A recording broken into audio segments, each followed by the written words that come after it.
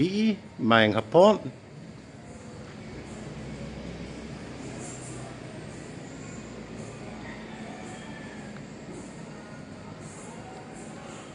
Yes, Cindy's helping me out. Unfortunately, I'm on Wi-Fi. Uh,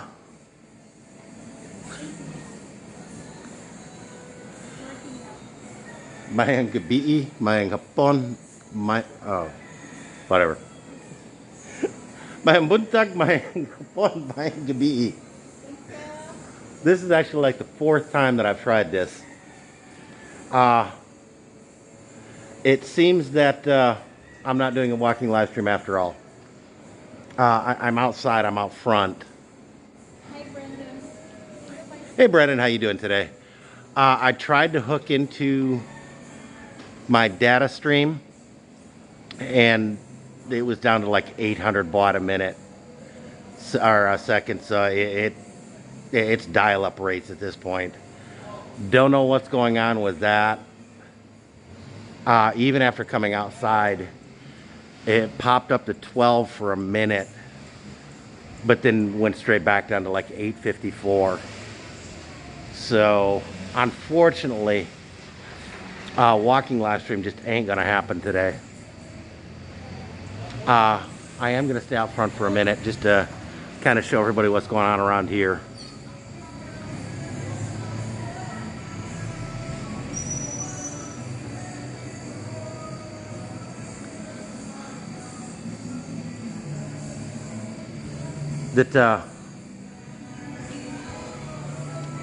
Yeah, and the other thing too, and I started to say this in my first attempt at this. Although the rain cleared up and its sun started to come out for a minute, it's clouding up again really quick, and I just heard rather loud and kind of felt a the thunder clap here. So may not be the greatest idea in the world for me to try and go out. The phone is supposed to be weather resistant, but I don't know that or how resistant. And I know the gimbal is not resistant. So I hope you people will bear with us, but it's going to be another live stream from the house today. My apologies. I really did want to try and get out.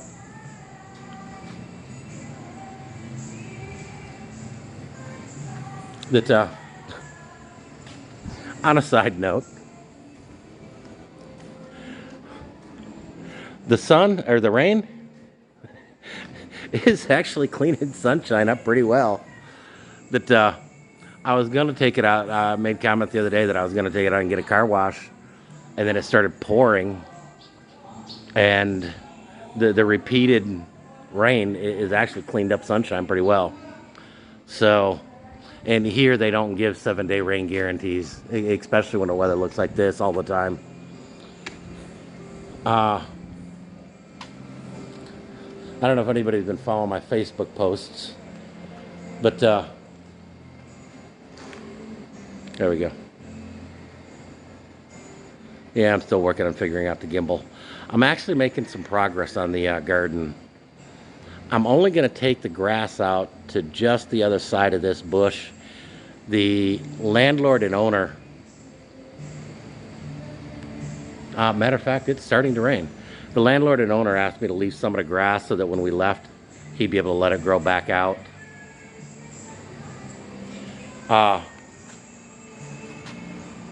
We've got a little tea rose, and the color on the screen is coming across horribly, but it's actually a kind of a pretty pale orange.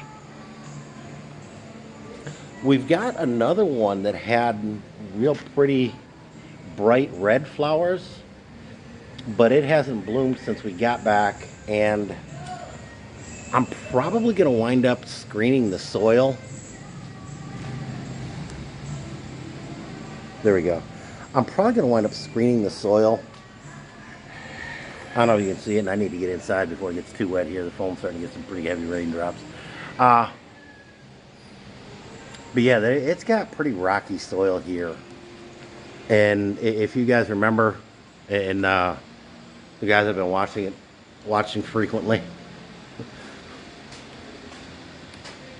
Went back to the little nursery back down by the Barangay Hall, right across from where we had the accident. In 150 pesos per bag. That I got a bag of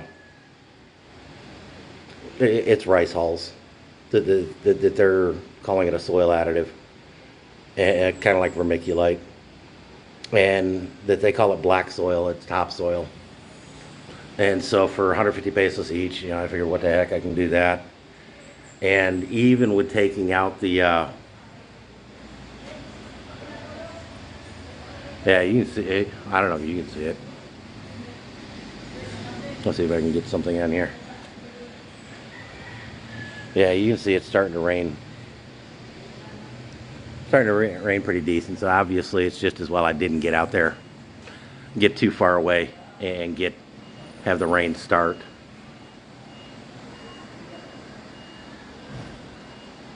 But so I guess we'll take you inside and show you the house again, and kind of have a little bit of a discussion. Oh yeah. Because of back issues, me bending over is not exactly the greatest. I've got one in Phoenix that has a shoehorn that has a really long handle to it. Tried to find one out here. Tried to find a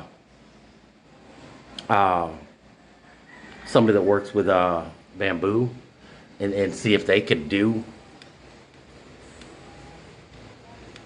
There we go. See if they could do one for me. And didn't have any luck with that. So I found one that was kind of long, some duct tape and a piece of pipe, and did a Filipino thing. I made my own. Give me a minute and I'm going to head upstairs to the office room.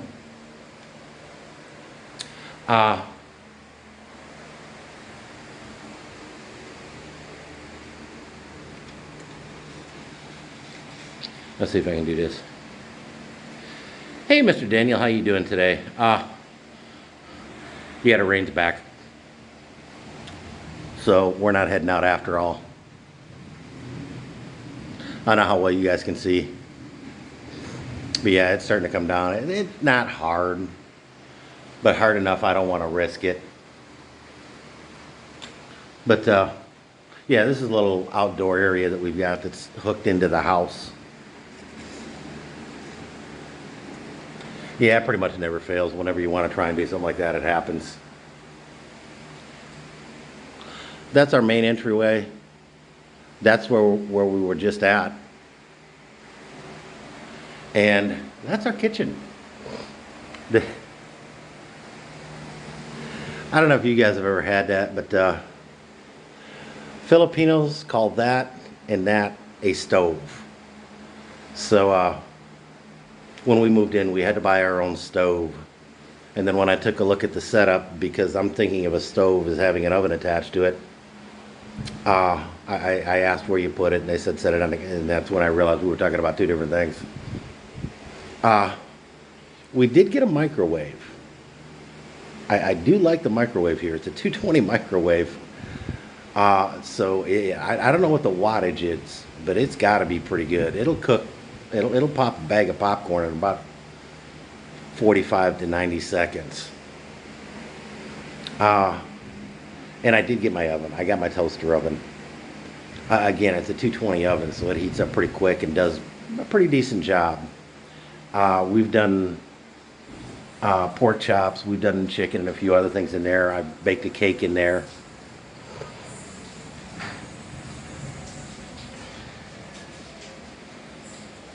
No, there is, in this particular place, there is absolutely no practical or realistic way to put it in grounding. And that I'm less than happy with, but it kind of goes back to that expression I absolutely hate. You know, it is what it is. I just use what I've got. Now this is a storage shed. It's that bench right there.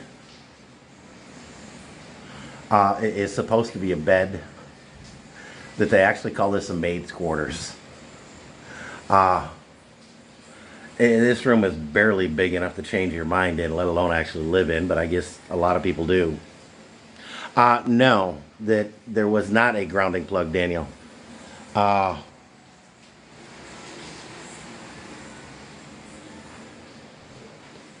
Stereotypical Filipino thing. Absolutely no plug where I want one. There we go.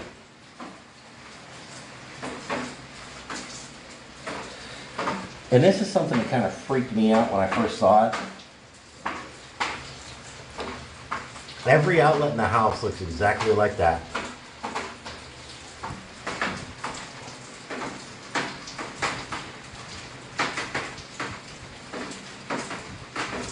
There was a wire on the microwave itself to be grounded. But none of the electrical system is grounded.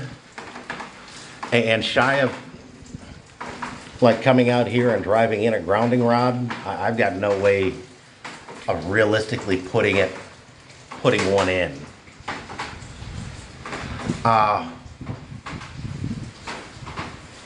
If we ever build in the Philippines, whoa, wind caught that door. If we ever build in the Philippines, we are definitely, without question, going to put in a complete grounding system in a house. If we ever buy a house in the Philippines.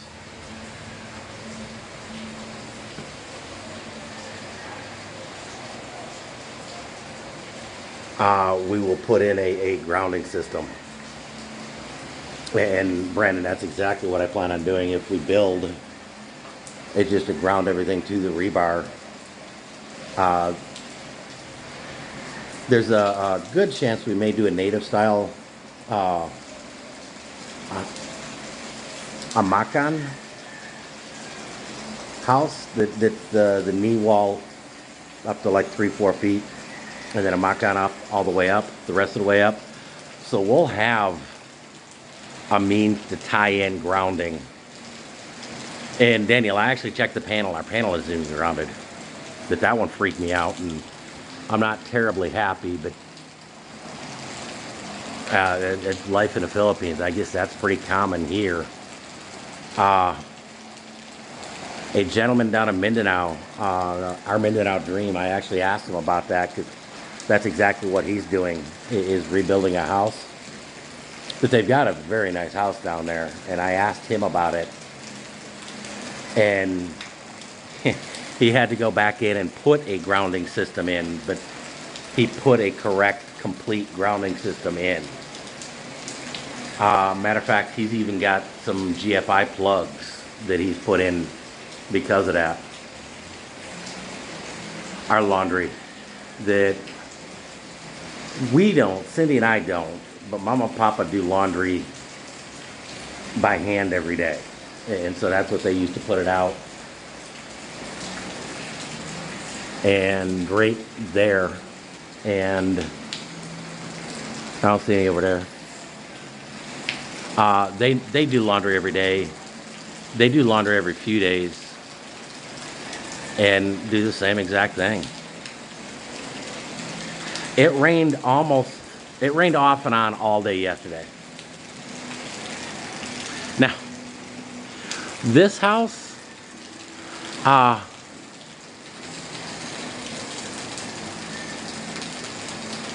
yeah, that townhome is pretty big, but there's like 6 20-somethings that live there. That they sell vitamin supplements or mineral supplements or something like that online overnight. That they sell internationally to other Filipinos worldwide, so that they work overnight. But it's not a family; it's a work group that rents the house. So you've got one person's laundry there. You've got another person's laundry there. And since there's, I don't know if you can see them clearly, but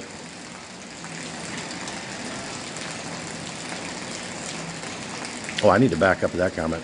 There's two separate laundry racks. So I'm kind of curious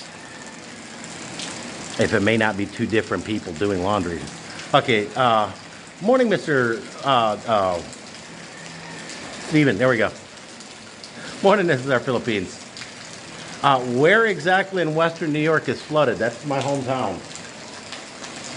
About 80 miles south of Buffalo.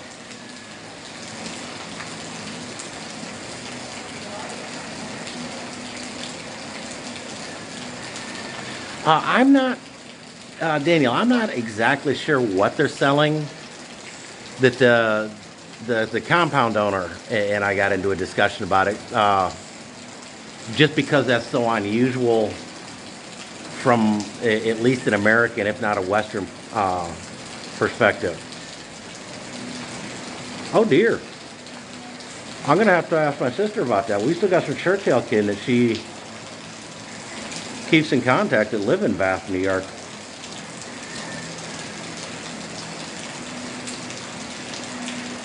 That my family is kind of scattered through central and western New York. But it's mainly Churchill kin that's left there. That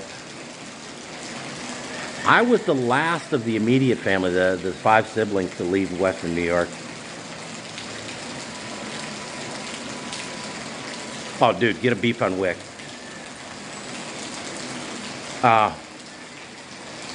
Find someplace local and ask to get a beef on wick, beef on Kemmel-wick. That if you like roast beef sandwiches, these things are to die for. In Phoenix, there's 2 places that serve beef on wick, and those things are stinking awesome. My hometown is noted for it. That they've actually got this place called the Beef and Barrel that's been in business for probably 70 years now. That they do it. That they do those.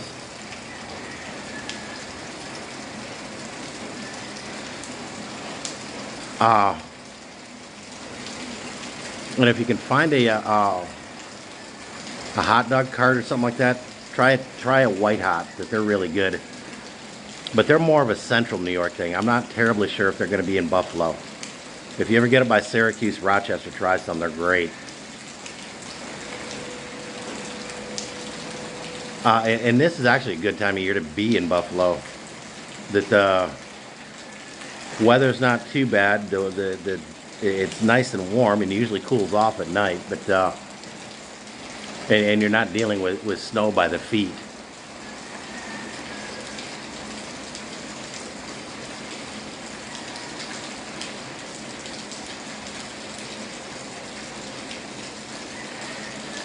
I've got an aunt, a great aunt, that still lives in Addison. I will have to let Carolyn know that, Cindy, if you're watching this, message Carolyn.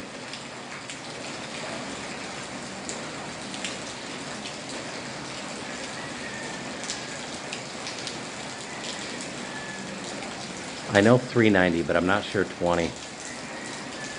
It's been so long since I've been there, and several of the when we were there a couple years ago, several of the routes had actually changed numbers. So I'm not terribly sure what the route numbers are anymore.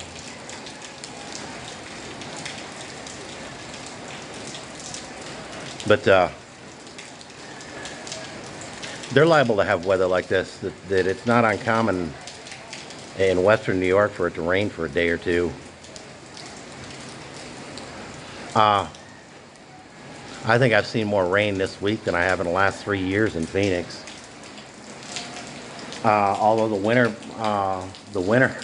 Mama, the one winter Mama and Papa come to the U.S., their first and only time in the U.S., and we talked about and told them how dry and everything it is. We had record raining that year, that winter. We had one of the wettest winters on record.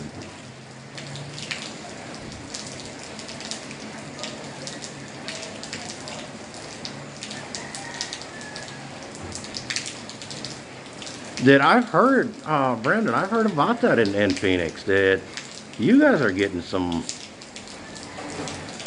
serious weather too.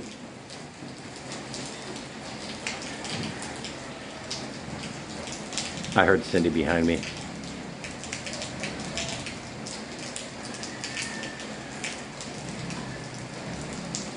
Now, this is a question that Brandon and I started talking about, and I know most of you guys have been here at least visiting, if not staying. So I'm going to ask and get you guys' opinions and understandings.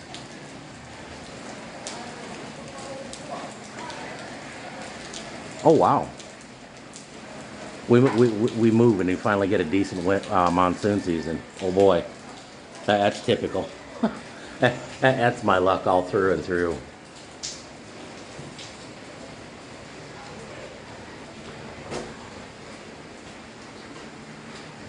I heard a little mousey out running around the kitchen. I'm making adobo. Uh-oh. So just don't go there, huh? Lunch is coming. Uh, can you do me a favor and message Carolyn? About Let her know Western New York's underwater. sige. Western New York. That they're talking Bath, Addison are under state of emergency. Sige.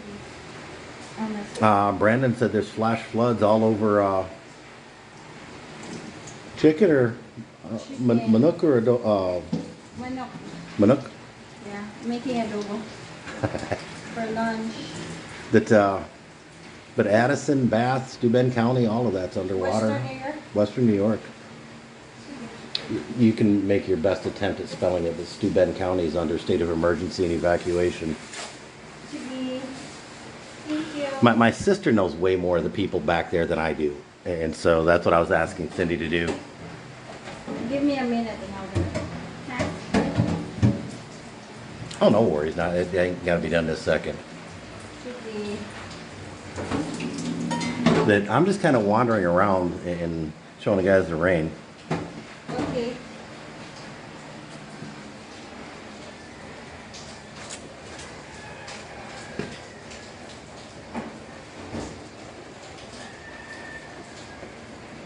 That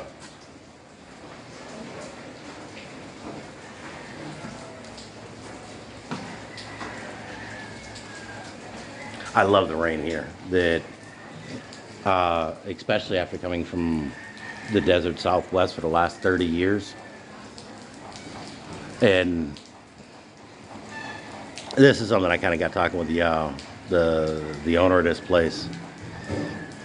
Everything's green, but there's no real flowering stuff, and that's part of what I'm trying to do here. The bush has a little bit of flowers, but other than that, yeah, even the guys that have got plants and greenery, it's just that, it's greenery.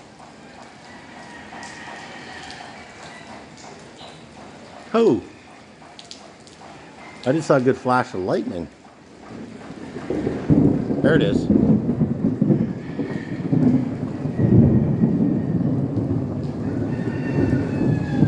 Wow. I don't know if you guys could hear that one, but that was actually a pretty good thunderclap. But yeah, everything here is green and it grows and it's beautiful in that respect. But I like flowers. Now, if any of you guys know, are these leaves changing just naturally? Or is the plant sick because there's several of them and all of them are doing it?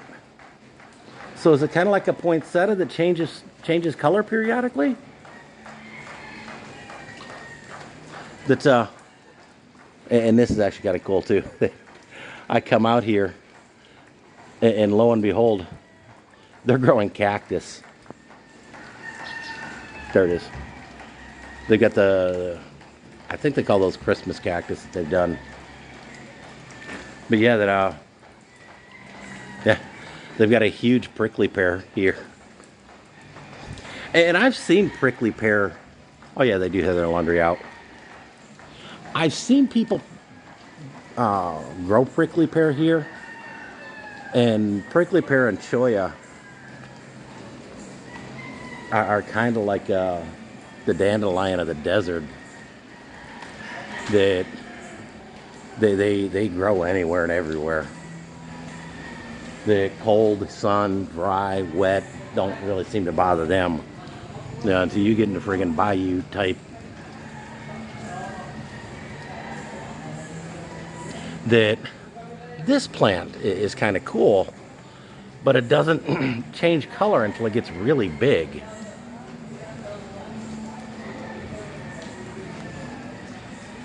That's well, I actually this is our Philippines. I actually got talking and made comment about everybody does laundry by hand here.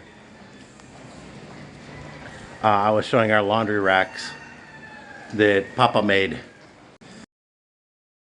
showing the other ones, and just kind of use that as a talking point for a minute. What's actually kind of funny is we bought this laundry rack, and it's kind of cool. It's adjustable. The ends come in and out and all that good stuff. And Papa didn't like it, and one of the neighbors has an identical one, and it fell over in the wind that it blew over. And so Papa didn't like that, and didn't like that it only had the two racks like that. So his next trip to Sabunga, he made us one that's a good and correct one. Which I actually thought that was kind of cool and really nice of him. But I also found some humor in it too. But and again, that's stereotypical Filipino. If they don't like what they got, they'll make something that is what they have. Yeah, with all the rain, poor Roosie's been sitting here. I need to go get some fuel for him, and may wind up doing that. But yeah, this is our Philippines. That we found somebody down the block. One of the live streams I did the other last week or two. There was one of the walking live streams. Cindy made comment about it and had me walk by, and then she took a screenshot of the sign to get the phone number and called them up, and so we've been doing our laundry down there.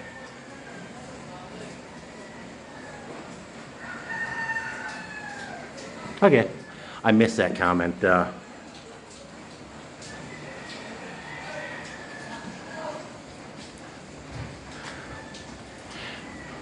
Right there is a big healthy version of one that I showed you by the corner.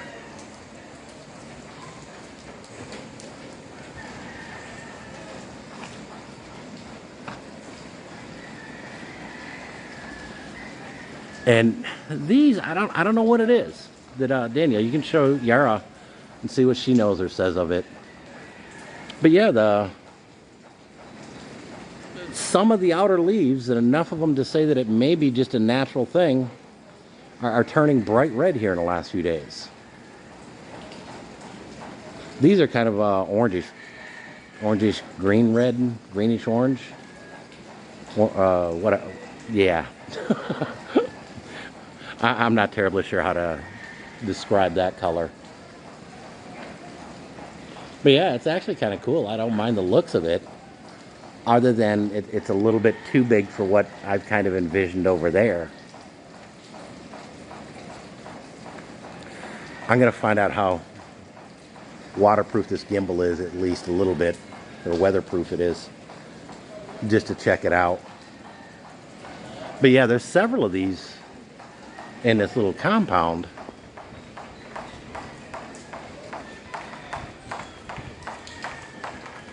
And they're all doing this year. Kind of like a poinsettia, that the leaves change color at a certain time of the year.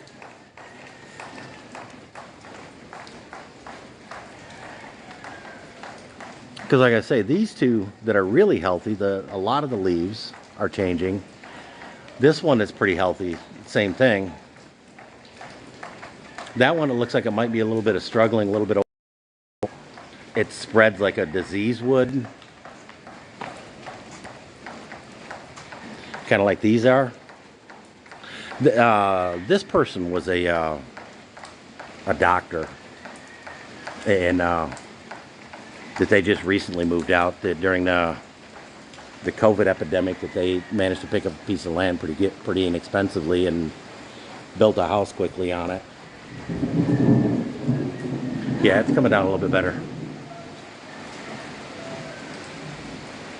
I thought I heard my name being called.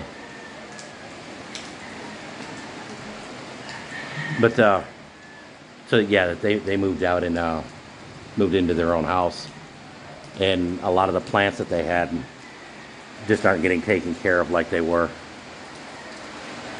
Okay, he is a doctor. I guess my my grammar was incorrect on that one. He is a doctor. That the people that used to live there were is the doctor. Yeah, I teased Cindy about that too. That the helper verbs, am, is, are, was, were, being, been, aren't present in Visayan or Tagalog, and so she'll frequently get verb tense agreement wrong, and I'll tease her about it. That we'll be in the middle of doing something, and she'll say that was fun. And so I'm kind of left with, are we done? Is she trying to tell me she doesn't want to do this anymore? But I've learned to also ask, so are you trying to say we're done? And kind of do it jokingly, and she understands at this point. So it's one of those miscommunication things that happen when your base language isn't the same as the language you're speaking.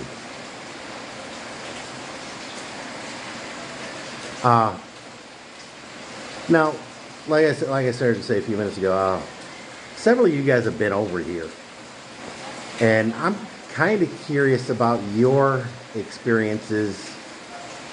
And you're welcome to message privately if it's not something you want to publicly share. With getting medications over here, that my friend IB, the guy that pops in here occasionally, that he's got some health issues, and I know he frequently takes some pretty strong painkillers, some pain medication, and so that's something I've cautioned to look out for. But I'm just kind of curious, that I've seen some really bizarre questions asked on some of these forums that I read frequently, and I know that can actually be a bit of a challenge for some expats. Ned from Philippine Dreams, that he typically goes back to the U.S. or comes to Cebu if necessary to get the cortisone injections for his back. Philly in the Philippines, Brian from there is on disability and has made comment about medications in the past, and Dan made comment that he just recently did a video talking about that he's got type 2 diabetes at this point. And I will always say and still agree, for the most part, the Philippines the medical system isn't terribly different than what you get in the U.S. or any other Western country, but it is different. That there are some differences. Ned, when he was first starting out, made comments that was part of the reason he chose Dumaguete. It was because they had Silliman University there, and it was reasonably close proximity to Cebu, to where, in a few hours he could get to, under normal circumstances, he could get to someplace that had medical service that was virtually identical to anything you'd get in the U.S. I believe that that's part of a couple of years ago. Philippi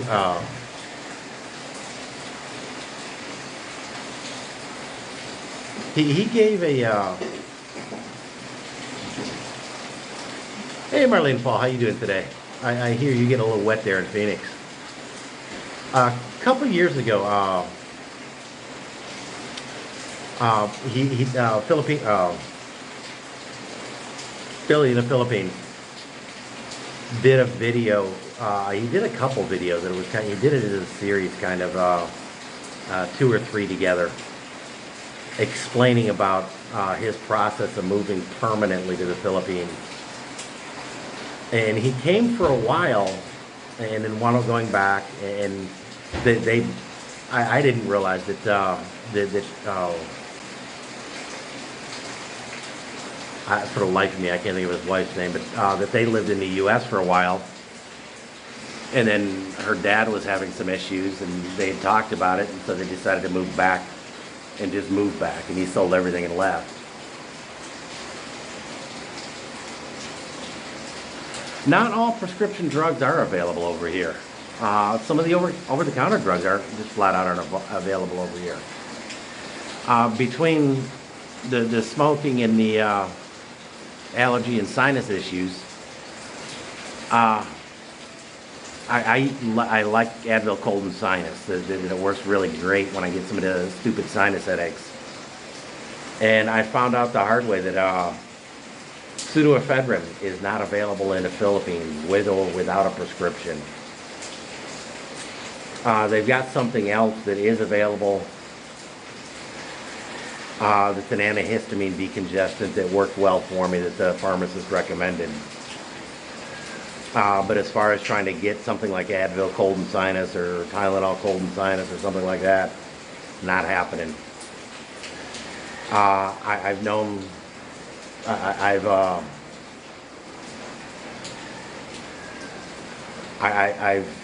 haven't known them personally, but I've known of some expats that wound up having to go back to the U.S. for different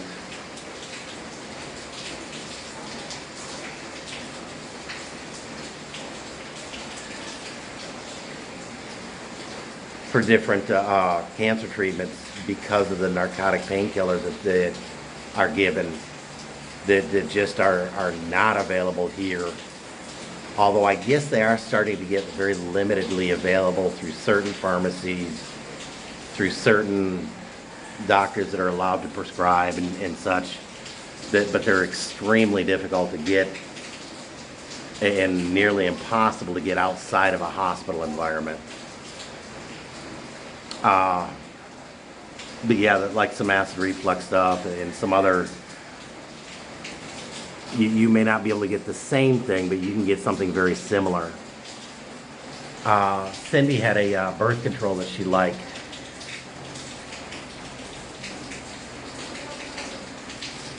That isn't available in the U.S. Hey John, how you doing, Philippine Experience? That we're discussing medication availability in the Philippines at the moment. That you've stayed here for a while. Feel free to chime in on anything like that, or any experiences you might have or know of. And there we go. As typical for this time of year, I started to do a live stream walking, and yeah, that's not happening. Just as I started getting going out, that the thunder and rain started coming in. That for the most part, most medications you can get here. Ibuprofen you can get here. You can get all the way up to 800 just going down to the pharmacy. A lot of medications don't even require prescriptions. Some of the crazy ones, some of the ones that you think wouldn't require a prescription do. So,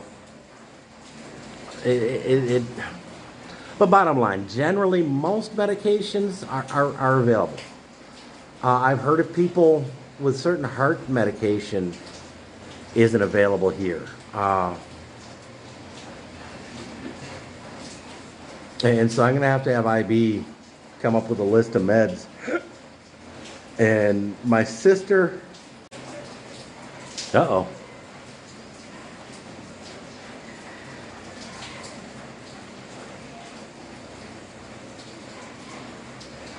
But yeah, I knew he worked at the prisons in Pennsylvania, and that's actually where he got disability, or where he got injured.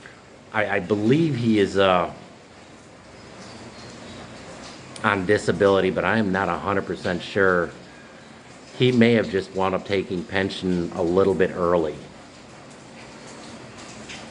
And with working for the city of Phoenix, that there were a lot of guys that were qualified to go on pension, but for various reasons didn't want to, and then get injured and then wind up having to go on pension anyhow.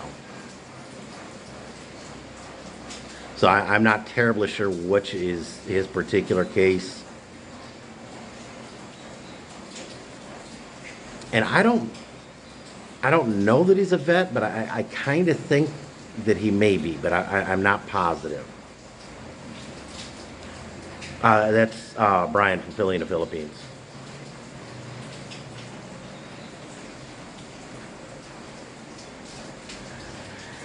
I'll tell you what, in the comment section, after the video posted, in the comment section, if you would, jot down any medications that you're curious about.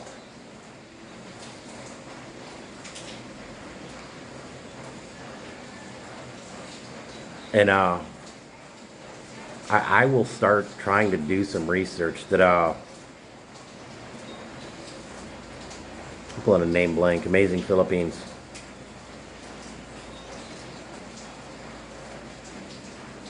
Rod, there we go. Rod from Amazing Philippines. A while ago posted a link to some kind of site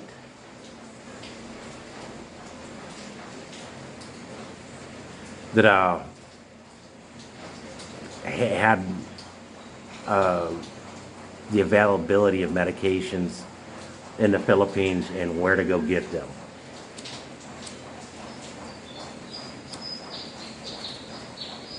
Now, he made comment, just because the website says they're available at Rose Pharmacy in Guadalupe, for example, doesn't necessarily mean when you get there you're not going to hear out of stock, sir. So if you wind up using that, and I'll repost that link in the description to this video. I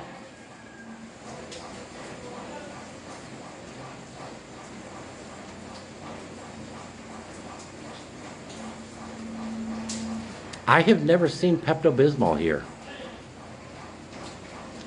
To be bluntly honest, I've never seen Pepto-Bismol here.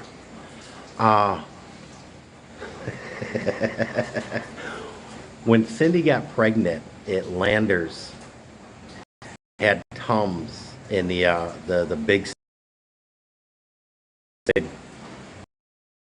container for heartburn and stuff, but she didn't see the sense in getting the big 2-pack.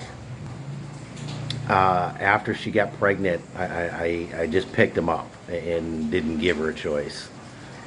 And she went through both of them. We went down and got a second 2-pack. And her sister-in-law is pregnant. And when she was up here, we gave her some, and she took them back. And that they were trying to find them like crazy. I guess they found some on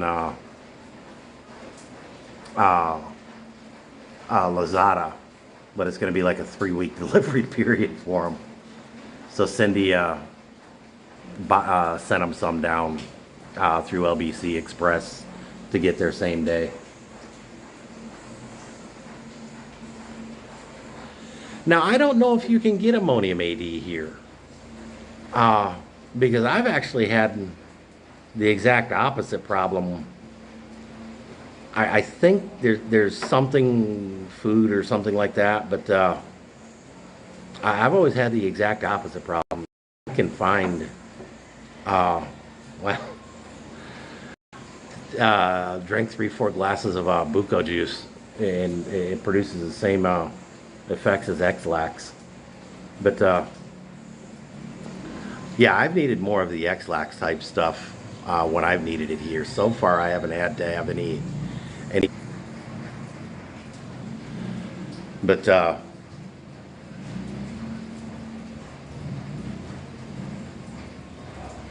and that's kind of part of the reason why I get constipated occasionally here, and I'm not sure if it's the food, the rice. I'm not sure why, but on my first trip here, uh, back in 2015 when Cindy and I got married, by the time we went to the had the dinner for our wedding, I had maybe 4 bites of food because my stomach was just horribly bad. I hadn't went to bathroom in, well, I hadn't went to bathroom since I arrived. So it was like 3 days. And when we got up to Cebu for the Synalog, that she had me go to a pharmacy. And this is something that you do a little bit in pharmacies, but not terribly common back in the U.S., but real common here, is went in and you know, explained to them what was going on. And they gave me some, I don't know if it was a laxative or what, but a couple days later, not even that, less than 24 hours later, yeah, I spent like 45 minutes in a toilet going. Not bad diarrhea or anything, but it just finally broke everything free to where I could go. And generally, the last few trips, I haven't had a bad problem with it. It was mainly that one trip, but I've also always made sure to bring some mild laxatives just for that. And again, they're not terribly hard to get here.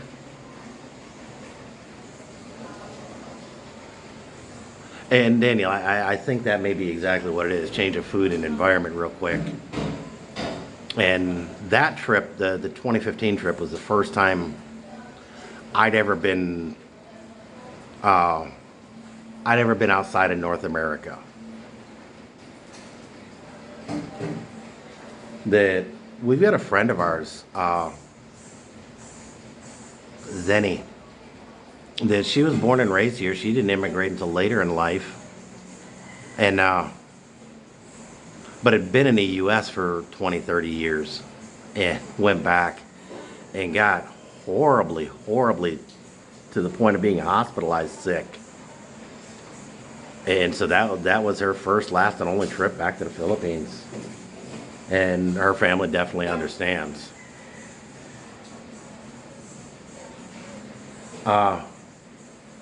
Somebody suggested bringing some food on the plane, especially for the Pacific trip, leg of the trip. And so I brought, yeah, I'll typically bring like a sandwich or something like that, or something that doesn't necessarily need refrigeration, and have that in addition to the food that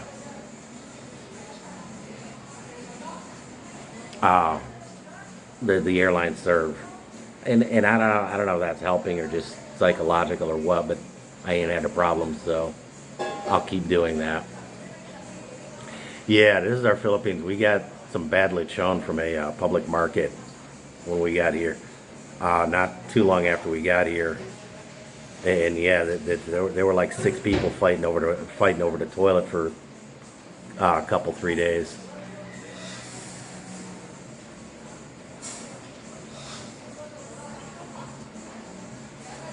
I could see that the water even here in Cebu, even being boiled, we were using water for like making noodles and stuff like that, making ramen and such. And it kind of jacked up my stomach, and so we stopped doing that and it went back to normal.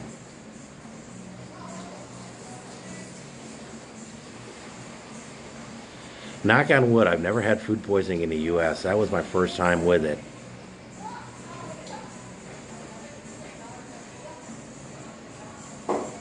Oh wow, you've been coming here way longer than I have. My first trip wasn't until 2015. You've been here a little over a decade more than I have. Uh, but I generally have a pretty good stomach and a pretty good constitution on a lot of this stuff, so it doesn't bother my stomach like a lot does. Uh,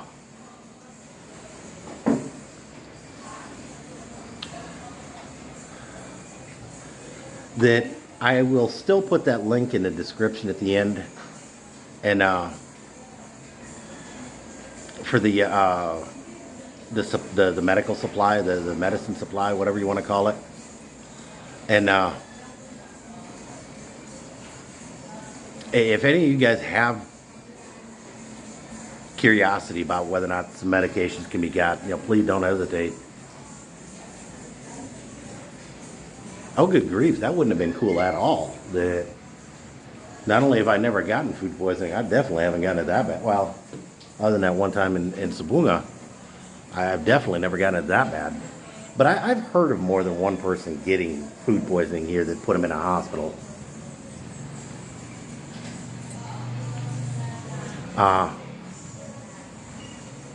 yeah, I was definitely wishing I had some ammonium AD that at that point, but it was probably good just as well getting everything flushed out of the system. That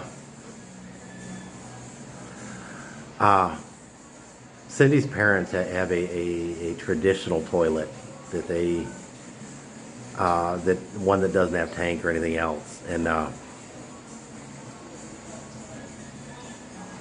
yeah, that was interesting using that toilet for, like I say, 6 people.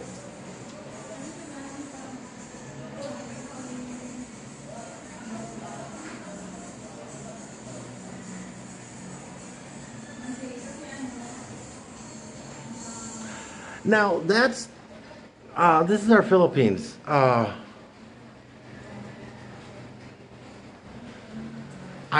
this is something that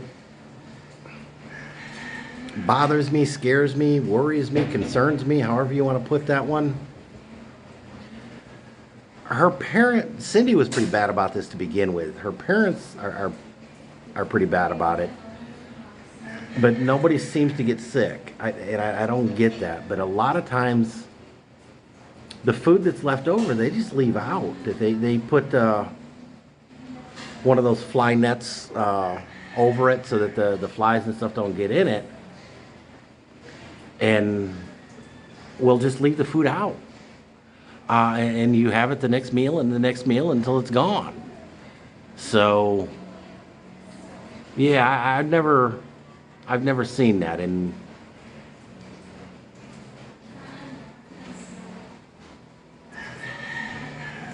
hey, Mr. David, how you doing today? That we were just talking about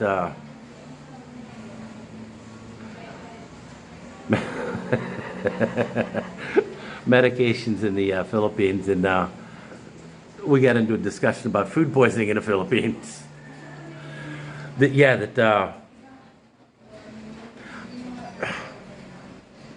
I've seen some of the old people. This is our Philippines. Yeah, I've seen some of the old people do that, and it's more common. But by the same token, I think the food quality makes a lot to do with that too. I'm kind of assuming the food that they're used to is a lot closer to what's here, and that fresh meant, fresh chicken meant that it was running around earlier that morning, as opposed to being from a store that may have been, 2 weeks getting to you.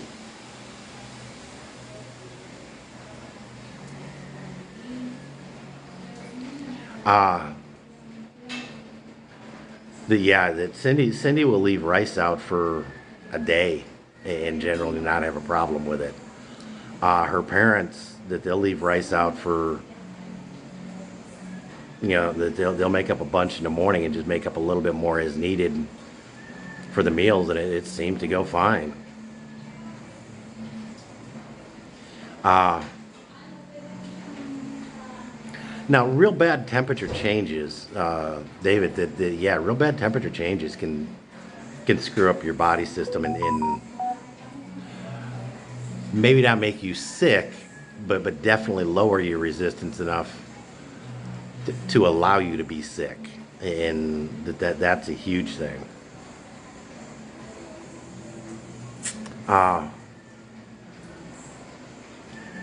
I haven't had a problem with it. Her parents, that a lot of times, that the only time that they'll run AC is for a few hours in the evening, and that it works great for them. That more often than not, we'll shut ours off for a few hours in the morning and then run it for the rest of the day.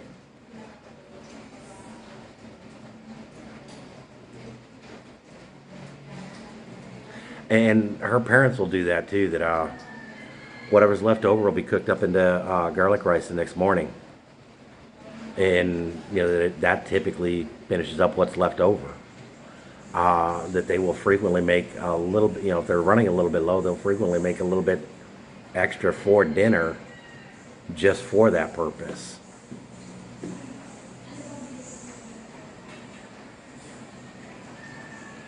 Uh, I've heard of I've heard of people getting sick going back and forth in AC, and yes, that your ACs, that the condo we had cleaned once, and this one is getting ready to. We're getting ready to have somebody come in and clean the fins and everything else. But yeah, that I like to do it once a quarter. Our AC back in Phoenix, that we do once every 6 months, but that's a central AC that's a little bit different handled, and I also keep a not quite HEPA filter, but those filters that are like one step down from a HEPA filter in our AC system, so that it generally stays clean. In the previous house that we had, the AC system was brand new, that they had the swamp cooler. And so from the day it was new, we kept those very good filters in them. And that somebody that came out and serviced it asked how new it was, and that they were surprised to find out that it was 4 or 5 years old. That they couldn't believe it, that the ducts and everything were spotless. So I am a big proponent in those things. If we forget, that we normally change them at least every 30 days, if not every 2 weeks. Kind of pricey, but in my opinion, it's worth it. And if we forget and don't change them for 6-8 weeks, that they are black when they come out. You can actually hear the AC start to whistle, trying to draw air through it. But the plastic filter that they've got, the pre-filter or whatever you want, the mouse filter, that's attached to the unit, that we clean that weekly. That I'll go in there and clean out the dust and dirt from that weekly.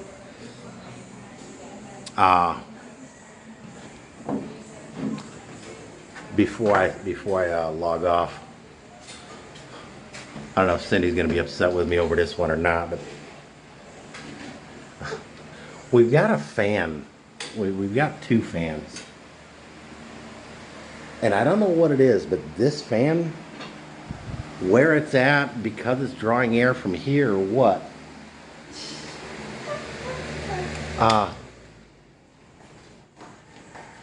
don't know how good this camera is on micro photography. But in this fan just gets horribly dirty. And the one that we moved upstairs was a bigger heavier duty fan, and it took me an hour to clean off both the grills and the blades. That you can see how nasty dirty those blades are getting. And what's funny, this fan was put in same time. It is set next to an open window as well, actually closer.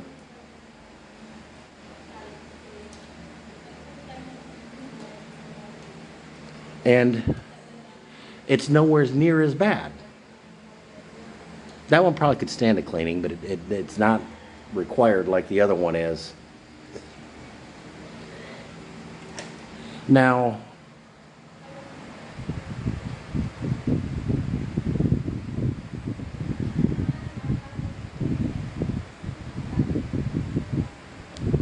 yeah, Brandon, that I found that in Phoenix, if you do that, if you clean those filters,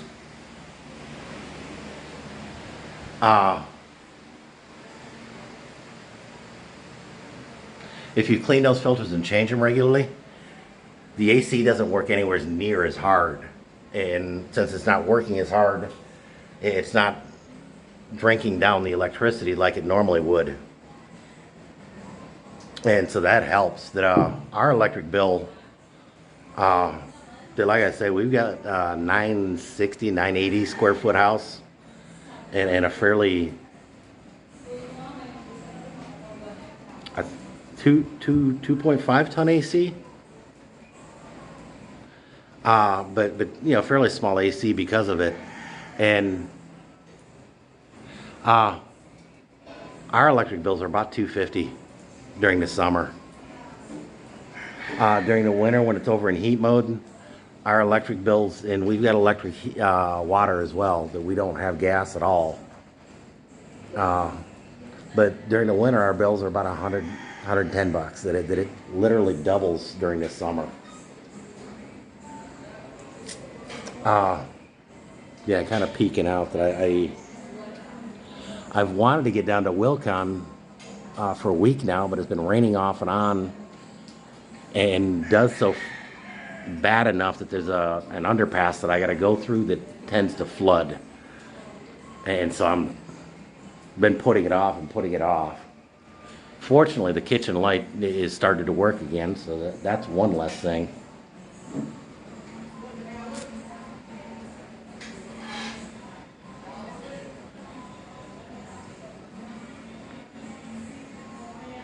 Yeah, that AC will chew up your electric bill. That's without question. We've got everything for EVAP except the actual EVAP itself. When we go back, I'm real hard considering talking with Cindy about getting a one of the nicer master cools to put up there for next summer. Mom and Pop are way more used to the humid heat, so that won't bother them in the least. Our roommate is from Louisiana, so he grew up with a moist heat like that. I kind of prefer a humid heat, especially where you've got the air blowing like that. And so I'm real serious thinking about putting that in just to see what the electric bills do by not having the AC for most of the year. For those guys of you that don't know what an evap cooler is, in Phoenix, because the air is so dry, that they can do evaporative cooling where they've got these pads that a water pump, just a small water pump, will trickle water down onto them to keep them moist. And then you just got a squirrel cage blower that pulls air from the outside in through the regular ducting system. And by the way evaporation happens, it actually cools the air 20 to 30 degrees. And then blow that cooler air into the house that way, and you just open a window a little bit. You can control the airflow in a house by just opening and closing windows. And it actually works really well. And because it's just two small motors, two small 110 motors, it's way less expensive to run. But a lot of people in Phoenix don't like them because it does. It adds a lot of humidity to the air. We lived, my ex and I rented a house for a short time that's all it had was an evaporative cooler. And they're great. Yeah, they're nicknamed swamp coolers. So I take it you know what those are. But they only work well in very arid climates, because that's what they're doing. Is they're using the fact that evaporation takes a lot of heat out of the air. So probably talk with Cindy about putting one on. I don't know if you can still find one.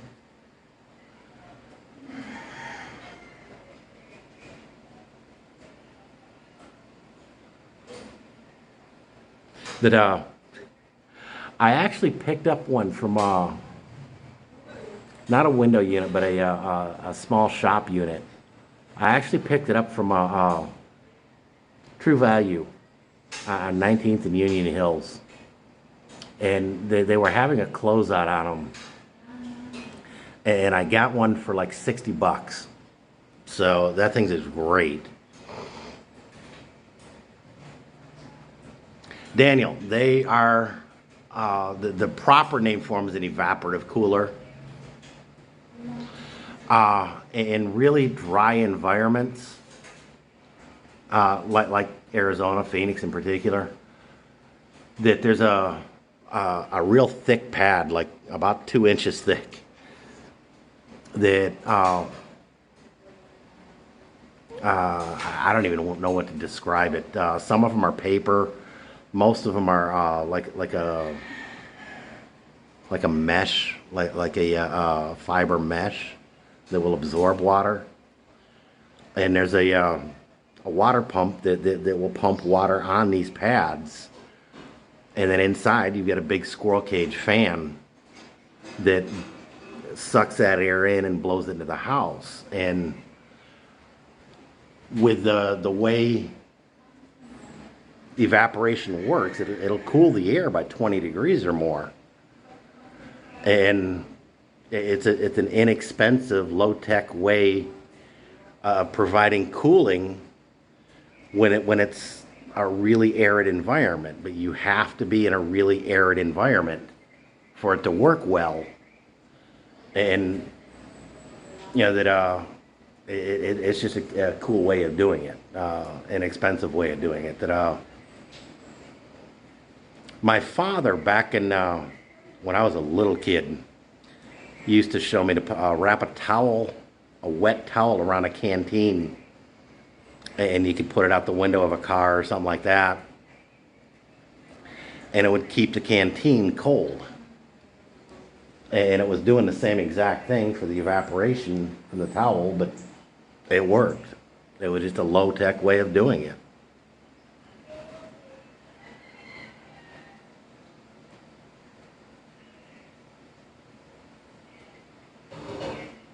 Oh no, the common name is swamp cooler, and that's what 90% of people know them by. The technically correct name is evaporative cooler. Swamp cooler is actually probably a lot more descriptive of it because it can seriously up the humidity in your house. Like I say, my ex and I, my son was only about a year old, so it's got to be about 27, 28 years ago. Rented a house that's all it had was just an evaporative cooler, a swamp cooler on it. And so that's what we used. We just made sure to install ceiling fans to keep the air moving. If you've got one in Phoenix, you really need the ceiling fans to keep the air moving. But with the ceiling fans in the swamp cooler, it was perfectly fine. Now, the inside of that house is about humid enough to peel wallpaper, but it worked great. And yeah, the I grew up in upstate New York, so it wasn't as humid as the Philippines, but close. Uh, and so the humidity doesn't bother me. I don't. Yeah, but I don't know how well you can see it. But the line above that, uh, over there, underneath that window, you can see right there on that green area. Uh, Over just above sunshine, you can see on that wall the mold and mildew are just a thing in humid environments. Phoenix is very bad about stuff like that because the air is so dry. The mold spores will stay there, and they found mold spores that are over 100 years old that were still alive and viable once when they got moisture. Uh, the house we live in Phoenix was built that the bathroom does not have a fart fan in it, and so there's no way to get any moisture out. And I normally just leave the door open after I grab a shower, and so it clears out quick. When her parents came, that they're so used to leaving the bathroom doors closed that they started not to, and I'd asked them repeatedly to, and they didn't. And sure enough, that in the shower up in the corner, some mold started to pop up quick, and I showed Papa and explained to him, that's why that here mold grows quick, and that it can be bad. It can get into the drywall and be impossible to get out, make people sick. And he explained to Mama what was going on in a way that she could understand after that point. And after that they were way more careful about opening the bathroom door afterwards. When we go back, that we're going to be doing some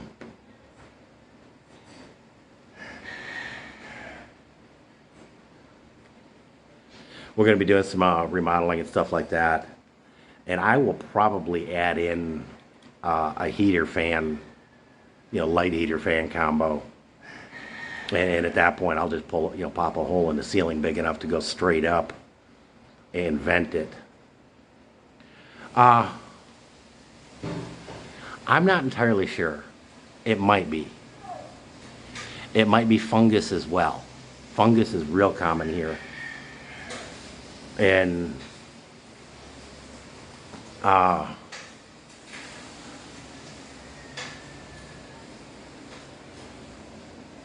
yeah, I don't know if you can see it, that they're starting to get a little bit of algae or fungus growing over in their driveway area where they do laundry every day. That one kind of surprised me with all the soap and stuff that they use.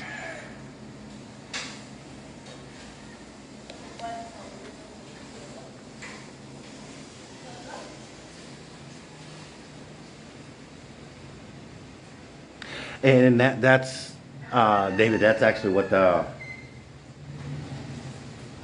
the building code, either you have to have that they've got, they call them a shower window, that they're 10 inches high by about 2 feet long, that's a bypass window, that's actually what you're supposed to do, is open that. But, and again, it's up tall enough that I'm not even sure Mama or Papa could reach it. that it's kind of up there for me. But for a couple of reasons, we're gonna have to redo the bathroom when we get back. And like I say, that's one of the things that I'm probably gonna wind up doing is when we do redo the bathroom, that I'll just add in an exhaust fan. That you can get some pretty nice fart fans that aren't terribly expensive. Back there, I just use the 10-to-1 Clorox and just wipe it down immediately as soon as I see anything like that. And after explaining to them and helping them understand the necessity of it, it dries out quick enough that it's not a big deal. Because of a few reasons, I'm kind of concerned what the studs and such behind there look like. May have to restud that wall. I'm hoping not when we pull out the tub and surround. It's an older fiberglass plastic tub and surround, and I recaulk it every about twice a year. But there's some cracks and stuff like that from age, and I try to keep them patched up as best I can. But there's some telltale signs that there may be some damage in there.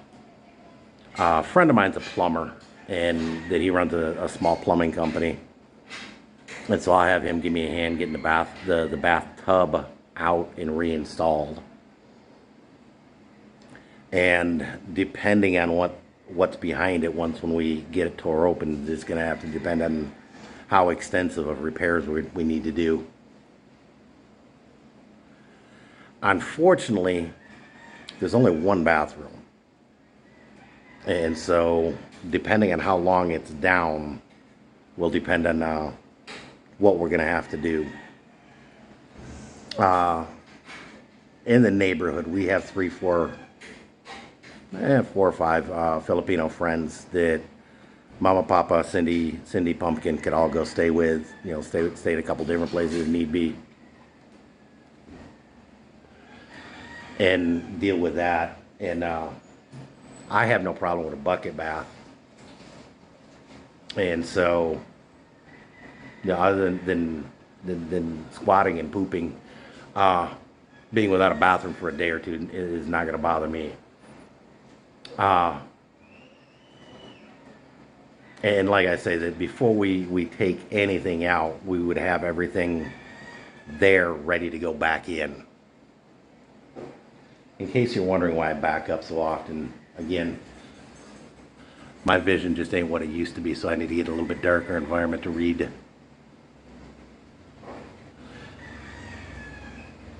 Any of the comments. Yeah, we've got a couple of kitty cats that have decided to make this place home.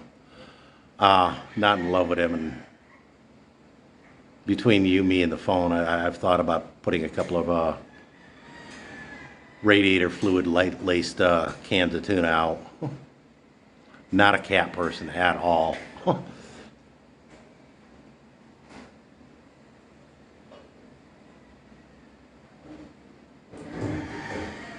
And David, I've seen that paint with the mold inhibitors in it. When we redo the bathroom, I'll probably do that. Just because just knowing that it's such a tight place.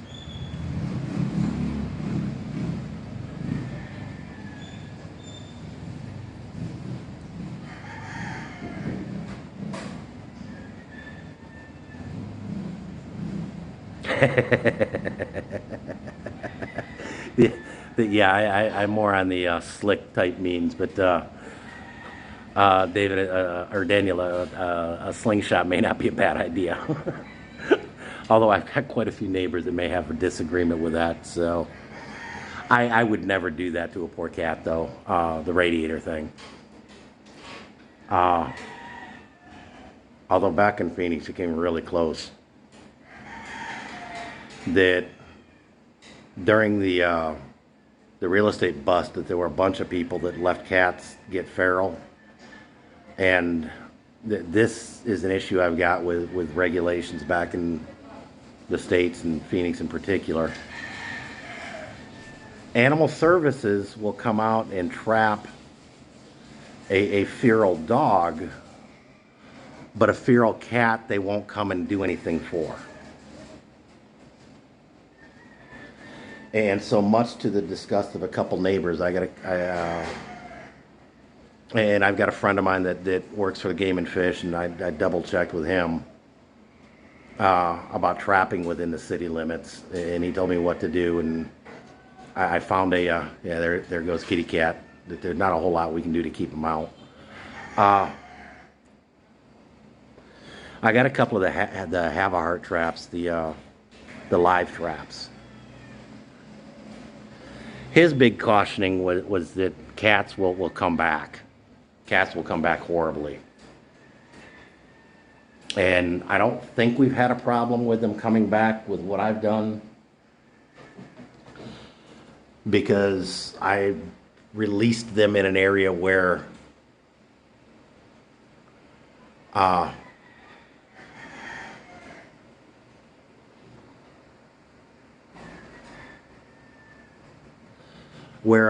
yeah, I keep my screen as bright as possible. That I released them in an area where that they would have had to have crossed at least one major freeway to get back. I've tried cayenne pepper. I've tried mothballs. I've tried peeing on the ground. But our front yard is desert landscaped, mainly so I don't have to do any lawn mowing or anything like that.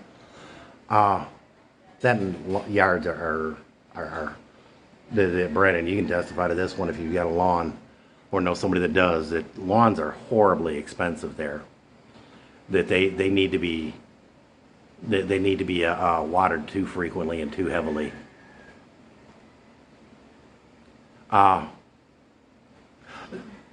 For dogs it does work. For cats, I'm not sure of how efficient it is, but when they mark it, yeah,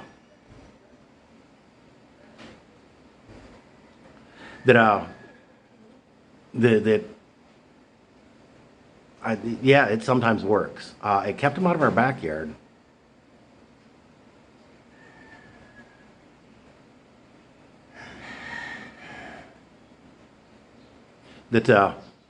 Actually, I've been at this for about an hour and a half today. That this is way longer than I typically go, and way longer than I actually intended on.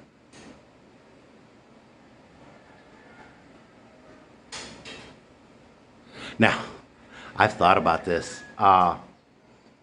They make a spray rig, a lawn sprinkler that's motion activated. And so anytime that you can set it up and work on it to get it to motion activate only on your lawn, but the entire lawn. But as soon as it's tripped, it does like a 3-second or 5-second, enough to make one quick cycle and spray down the area. And that supposedly helps keep cats away. And that little bit of water wouldn't affect anything that's in the front yard anyhow.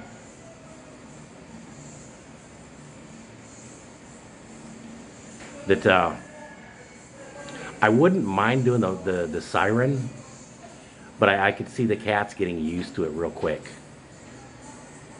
That would probably work a lot better for dogs.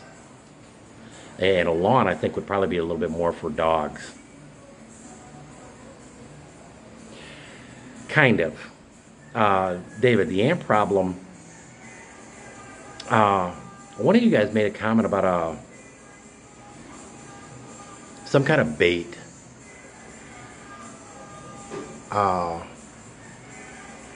Matter of fact, I think you made a comment about it, and I found something similar here in the Philippines. It has the same active ingredient, and we've put that around. And generally, we haven't had an ant problem until these rains started showing up. And now that they're coming back in the house a lot more frequently because of the rain, I'm assuming because of the rain and so much being washed away, and I've noticed them in a few other areas. And so I'm getting another order that it's a gel that you put by where you see them coming in, and that they'll take that back to the nest and kill themselves off that way. I haven't noticed as many trails and stuff inside, but I have noticed them a little bit more coming like along the edges and stuff like that. Underneath where I'm sitting the other day. See if I can get down there and show it. Right down there at that joint, I saw some, and I sprinkled some borax there, and it disappeared quick. And I haven't seen them back since. But yeah, up until last week, we've finally gotten. I don't think we beat them, but I think we got we got a relatively ant-free zone. As I've been clearing out the grass in here, I've noticed that there's been a bunch of ants, and several kinds that I haven't ever seen inside either. The biggest thing we do is we got some of the bygone.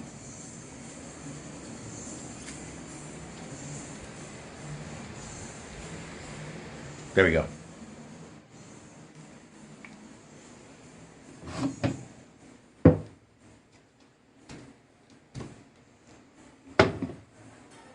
There we go.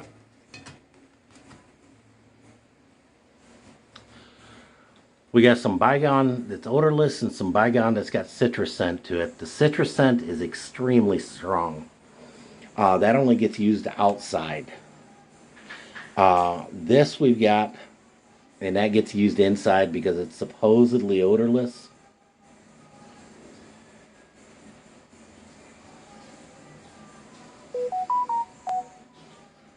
And yeah, I'm reading some comments. I'm in here in the better light.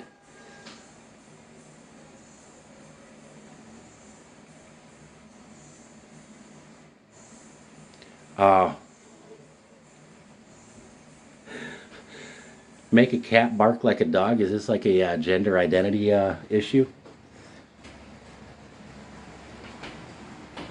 I think somebody's getting ready for lunch. Papaya. Uh-oh. Papaya here. But hey, it was good having you here, Philippine Experience. I appreciate the support you guys give too.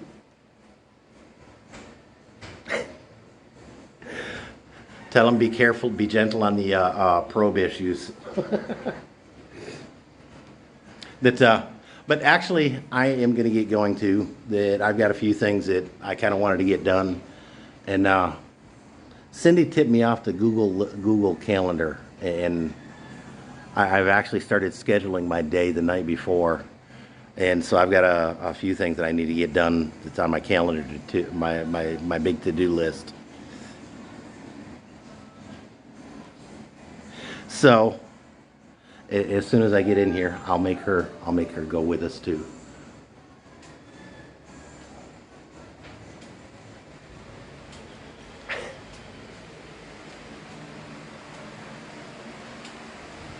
You hungry? A little bit. You ready? Yeah. From Guadalupe, Cebu, Mabuhay. Mabuhay. Enjoy, people.